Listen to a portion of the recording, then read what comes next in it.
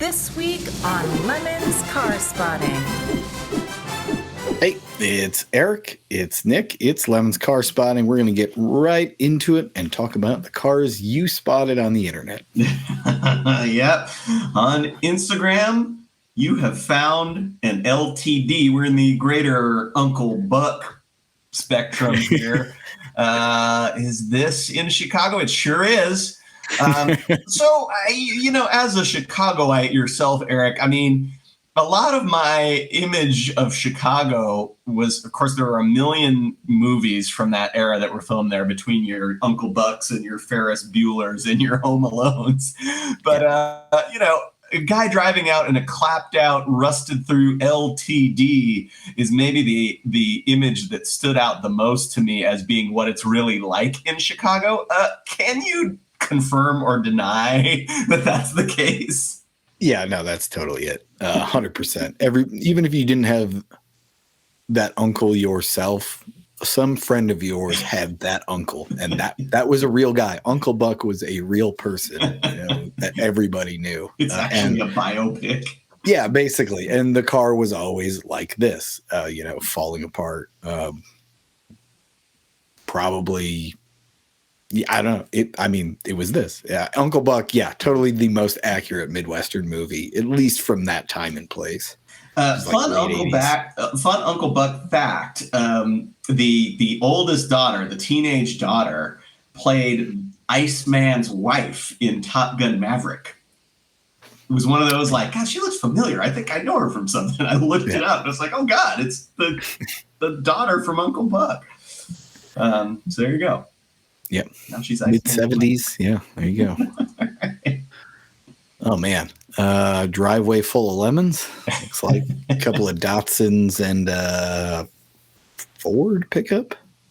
I don't know what that is, actually. Might be a Chevy. I'm not good at old pickup trucks. They all kind of look the same to me, which is probably some kind of crime, having also grown up in the Chicagoland area. And this is things I should know. But, two Datsuns. They look like 240, 260, 280Z. Not great at that either, but they all have inline sixes. They all look great. These ones only lack louvers, which would be probably a later 70s thing. Cool house, cool cars. I love it.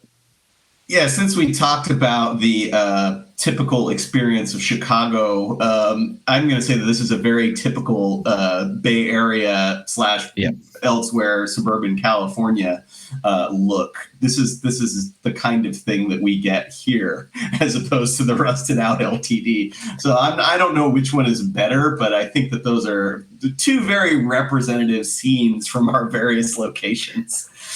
Yeah, there's definitely, I probably never saw a Datsun until I started doing lemon stuff, like in person. Yeah. Well, there you go.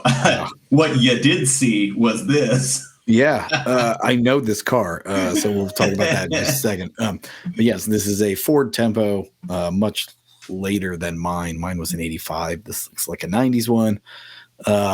In the classic Ford Tempo color of almost teal. Everything about it is worn out. Now, this car in particular is owned by 24 Hours of Lemons team, who race a Merkur XR4 Ti, as you do. It's a V6 automatic, and they are threatening to drop it off at my house for free. So I don't know if I should take that up. I don't really have room for another hoopty in my yard. So this is why you got to share a P.O. box and not your actual street address. Yeah, correct. Yeah. So I do not need a Ford Tempo right now. I appreciate the offer of a free Ford Tempo. You know who does need one? Sajeev. Yeah. Out there in Texas. You could drop it off at his house. And it's a V6. Same V6 they put in the Taurus. So it's there it is. There it is. Yep. Yeah. Next up. It's a Subaru. What is this? A GL wagon? Yeah. So these were not super common when I was a kid, but they weren't unheard of. I think that this is in back roads of Eastern Washington. This is a very Pacific Northwest type car. I mean, you'll still see Subarus of this vintage up there. I think Judge Phil has pointed out that they still survive in Denver as well. I mean, these are very, very charming cars. I like the fact, well, there are a couple of things. One, they were doing all-wheel drive before anybody was for sort of normal cars. I mean, you could get four-wheel drive trucks. Now, of course, you know, everybody's daily driver, whether you need it or not, is all-wheel drive. So Subaru was sort of ahead of that trend. They also, of course, had the flat four, which, I mean, is there a link between that and Volkswagen? There has to be. Like, you know, when they were making the 360, which is sort of a little egg-shaped car, they took some of the engineering cues from Volkswagen at the time. And then they just stuck with it. I mean, to this day, you can get a flat four-cylinder in a Subaru, which is wild. They just have stuck with it. I mean, there's nothing inherently bad about that engine design, but nobody else is doing it. So for sticking with that theme, I think they deserve a lot of credit. Yeah. Much like the Datsun, a car I never saw. Actually, I probably have never seen one of these in my entire life. So yeah, great Lemons candidate. There was a kid in high school that had one of these, and it was the one car that my parents' 83 Volkswagen Quantum wagon four-cylinder could actually defeat in a drag race. Was this kid Josh's Subaru GL? So believable. Yeah, the body line is kind of hilariously odd in these. The way that the rear door comes up to a body line but doesn't quite line up with it. Yep. I don't know. Maybe it's just a unflattering angle, but yeah, definitely a weird, charming 80s car. Yeah. Right. Oh, there it is. The classic. The classic. This is the city car. Sebring Vanguard city car. There it is. Got it out. This is the classic beating the system car. This was spotted by Lemons Benz 190D, which was on a Lemons rally, by the way. So well done in the middle of a rally doing some Lemons car spotting. Parked next to another fiberglass thing that is probably getting about the same amount of use. Boy, what do you even say about these other than Death Trap, Beat the System, Fiberglass Falling Apart, Harbor Freight Golf Cart, or Harbor Freight Off the Shelf Cartwheels. Pretty much it. Yeah. It's of that era where there were a handful of people beating the system and, you know, they didn't. But we appreciate the effort. All right, last car for this week. Oh, is it the Caddy that sucks? It is the Caddy that sucks. Oh yeah! Plus, it's got the sort of Landau vinyl top treatment. I don't think that's factory. God, it says it's in Anaheim. I would have pegged it for Florida. Although Anaheim kind of is the Florida of LA. Maybe it's the Phoenix of LA. Anyway, it's where old people with bad taste tend to congregate, and hence the Cadillac Catera with the vinyl roof. These were obviously some kind of Opel, marketed under the famous and often made fun of the Caddy that zigs ad campaign.